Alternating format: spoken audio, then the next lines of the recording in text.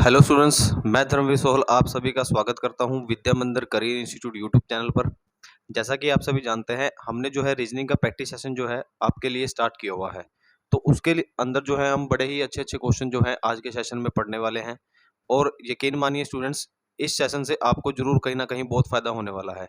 आगामी जो HSSC के एग्जाम है, हरियाणा स्टाफ सिलेक्शन कमीशन के जो आने वाले एग्जाम है, उसके लिए ये जो आज की क्लास है या इससे पहले के जितने भी सेशन हुए हैं वो आपके एग्जाम के लिए रामबाण साबित होंगे। ठीक है। और जो भी एसएससी के या जो भी अदर्स एग्जाम है उनके लिए भी ये सेशन जो है आपके लिए काफ़ी इंपॉर्टेंट रहने वाले हैं। ठीक है।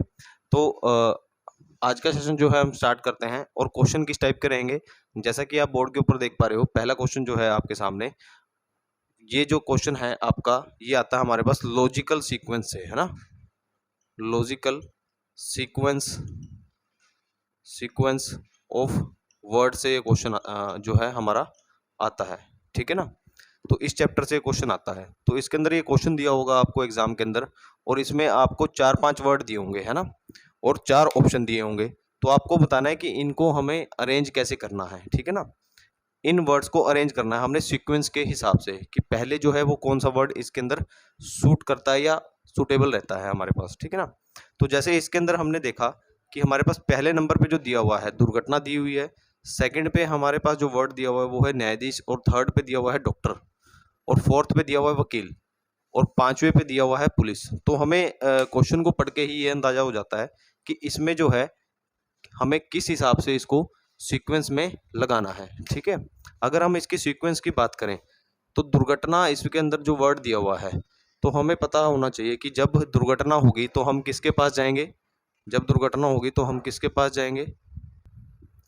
तो इसके अंदर जो हमारा वर्ड है दुर्घटना, तो जब भी कहीं पर दुर्घटना होती है, या सपोज करो हम इसको एक्सीडेंट के केस के हिसाब से देखते हैं ना, तो सबसे पहले इस क्वेश्चन में हमें जो वर्ड सुटेबल लगता है, क्या लगता है, दुर्घटना, है ना। अगर हम अपनी कॉमन सेंस की बात करें, वैसे आप इसको ऑप्शन से भी ट्राई कर सकते हो, है ना। तो हमें टाइम बचाने के लिए हमें डायरेक्ट अपने माइंड का यूज करना है। हम क्यों ऑप्शन को चेक करें, है ना। तो अगर हमें लगता है कि ये वर्ड अरेंज कर सकते हैं हम इजीली, तो हम ऑप्शन का सहारा नहीं लेंगे, है ना। और अगर हमें नहीं लगता कि हम इसको अरेंज नहीं कर सकते, फिर हम ऑप्शन के साथ जा सकते हैं। तो सबसे पहले हम अरेंज करते हैं दुर्घटना को, कि जब भी हमें कोई भी एक्सीडेंट होता है तो क्या होगा, दुर्घटना होगी, एक किस्म की हम दुर्घटना का नाम देंगे। दुर्घटना होने के बाद उस एक्सीडेंट में जो चोट लगेगी, है ना, चोट लगेगी इंसानों को, तो वो किसके पास जाएंगे बच्चों, डॉक्टर के पास जाएंगे। तो डॉक्टर का नंबर जो है 2 है, और दुर्घटना का नंबर क्या है, 1 है हमारे पास, है ना।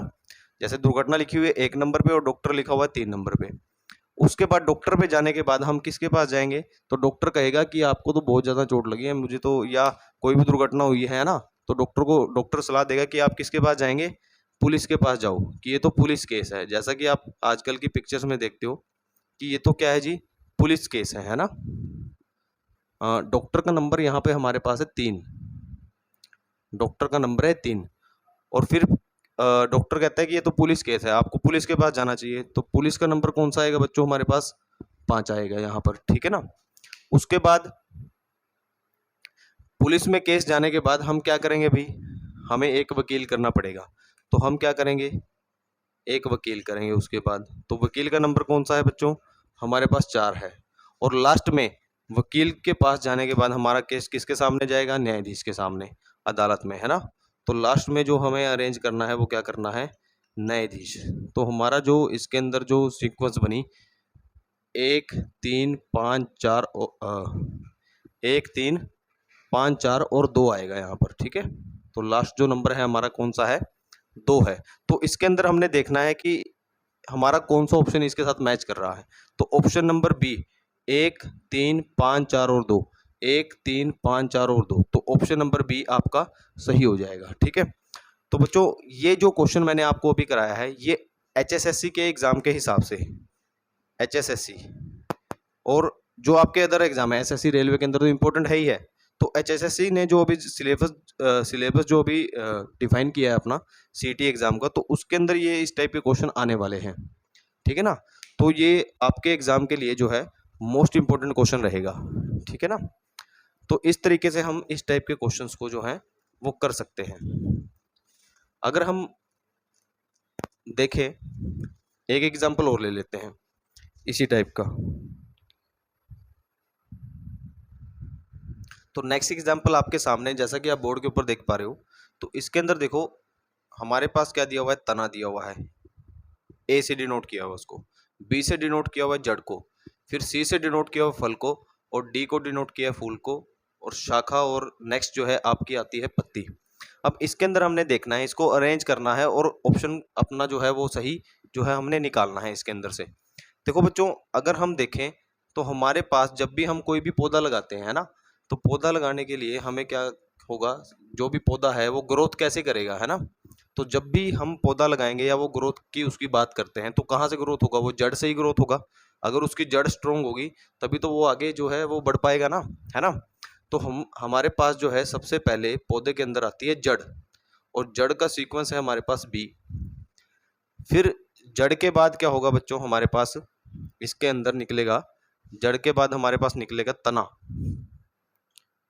जड़ के बाद हमारे पास तने निकलते हैं, है ना, और तने का सीक्वेंस इसमें दिया हुआ है ए।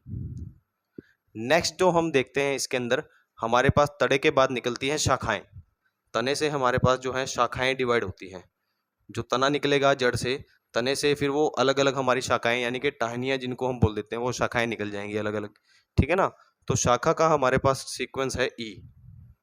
नेक्स्ट हमारे पास आता है बच्चों, शाखाएं निकलने के बाद हमारे पास क्या होगा, ये यहाँ पर एफ आएगा, इसकी जगह यहाँ पर आएगा एफ। तो इसके बाद हमारे पास क्या होगा बच्चों, शाखाएं निकलने के बाद, शाखाएं निकलेंगी फिर हमारे जो पेड़ पर क्या आएंगी, पत्तियां आएंगी, और पत्ती का सीक्वेंस क्या रहेगा, एफ रहेगा, ठीक है। पत्ती का सीक्वेंस क्या रहेगा बच्चों, एफ रहेगा। फिर उसके बाद हमारे पास पत्तियां निकलने के बाद हमारे पास पेड़ के ऊपर आएंगे फूल, है ना, फूल, और फूल का जो हमारे पास सीक्वेंस है वो क्या है, डी। देन उसके बाद लास्ट में हमारे पास आता है फल, पेड़ के ऊपर आता है फल लास्ट में, तो फल का सीक्वेंस क्या है हमारे पास, सी है। तो इस तरीके से हमने जो है इन वर्ड्स को अरेंज करना है। अब देखो जो भी ये सीक्वेंस है, ये जो हमें ऑप्शन में मिलेगा तो वही ऑप्शन हमारा राइट होगा। तो बी ए ई एफ डी सी, तो हमारा ऑप्शन इसमें कौन सा राइट होगा बच्चों, ऑप्शन नंबर ए, ठीक है। तो इस तरीके से हम इतने आसान तरीके से और इजी तरीके से जो है इस टाइप के क्वेश्चंस को कर सकते हैं। अब बच्चों आज के सेशन का नेक्स्ट क्वेश्चन जो है हमारे पास नेक्स्ट टाइप का क्वेश्चन रहेगा। देखो ये जो क्वेश्चन आता है हमारे पास, ये आता है बच्चों कंडीशनल नंबर से, है ना, कंडीशनल नंबर लेटर से हमारे पास जो है ये क्वेश्चन आता है, जो एचएसएससी के एग्जाम में पूछा जाने वाला जो है वो प्रश्न है, और एसएससी और रेलवे के एग्जाम में भी इस तरह के क्वेश्चन आते रहते हैं, ठीक है ना। तो ये क्वेश्चन जो है वेरी वेरी इंपॉर्टेंट रहेगा एचएसएससी के आगामी एग्जाम के लिए, है ना। तो क्वेश्चन किस टाइप का रहेगा बच्चों, देखो प्रत्येक 5 जिसके पहले 3 और बाद में 7 आया है, गिने ऐसे 5 के अंक कितने हैं, ठीक है। तो इसके अंदर हमने क्या बताना है कि ऐसे 5 कितने हैं जिसके पहले 3 हो और बाद में 7 हो। जो इसमें क्वेश्चन की लैंग्वेज ये कहना चाह रहा है, तो क्वेश्चन की लैंग्वेज ये बनती है कि ऐसे कितने 5 हैं जिनसे पहले 3 है और बाद में 7 है ना। तो यानी कि हमें जो क्रम ढूंढना है इसके अंदर, वो ढूंढना है 3, 5 और 7 का। इस हिसाब का जो है हमें इसके अंदर क्रम ढूंढना है कि ऐसे कितने 5 हैं कि बीच में तो 5 हो जिनके पहले 3 हो और बाद में क्या हो बच्चों, 7 हो। तो हमें ये इसके अंदर देखना है, ठीक है। देखो यहाँ पर 3 है, यहाँ पे 5 है, तो 5 से पहले 3 है लेकिन 5 से बाद में क्या है, 5 है, होना कितना चाहिए था, 7।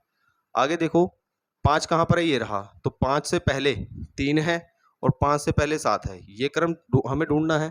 तो बिल्कुल एक तो हमारा पास ये हो गया, है ना।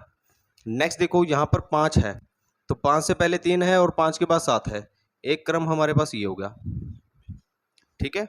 नेक्स्ट देखो यहाँ पर 5 है, फिर 5 से पहले 3 और 5 के बाद 7, तो एक ही हो गया। तो टोटल कितने हुए बच्चों हमारे पास, ये टोटल हुए हमारे पास 3। तो हमारा ऑप्शन जो है कौन सा राइट हो जाएगा, ऑप्शन नंबर ए, ठीक है। तो इसके अंदर जो है इस क्वेश्चन के अंदर हमारे पास जो है कितने ऐसे 5 है जिनके आगे 3 और 5 7 है, तो आपका आंसर क्या होगा, 3 होगा, ठीक है। तो इस तरीके से बड़े इजीली तरीके से हम इस टाइप के क्वेश्चन को कर सकते हैं और बड़ा ही इंपॉर्टेंट क्वेश्चन रहने वाला है बच्चों, ठीक है।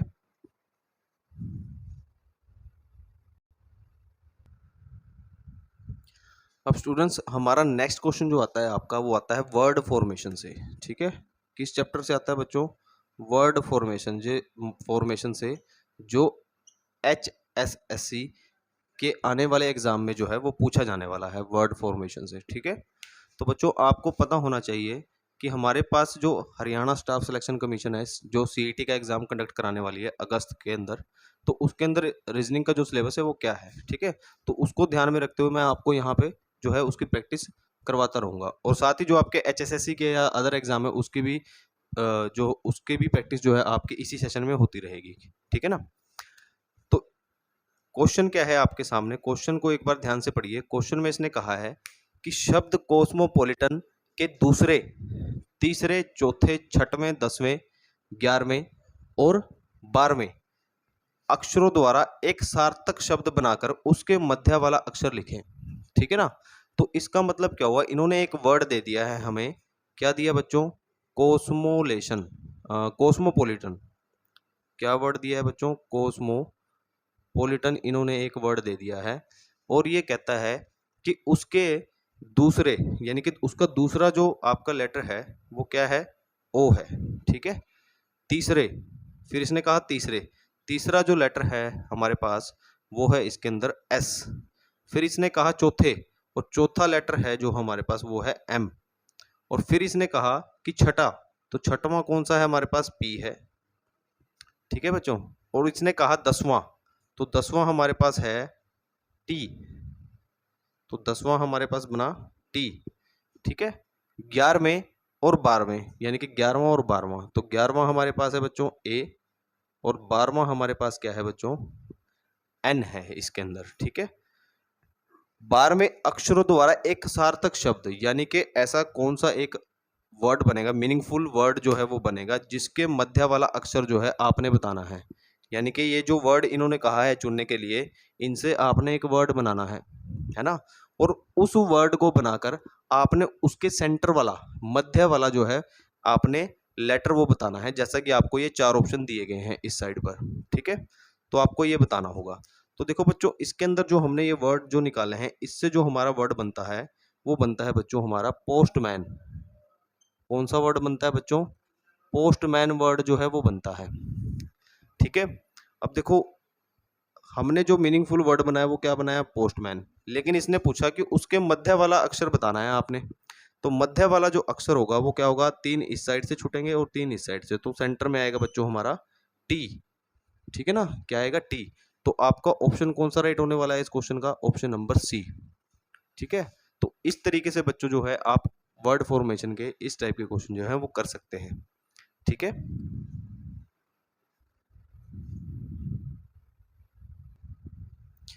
अब स्टूडेंट्स नेक्स्ट जो क्वेश्चन हमारे पास आता है वो आता है फिगर काउंटिंग से।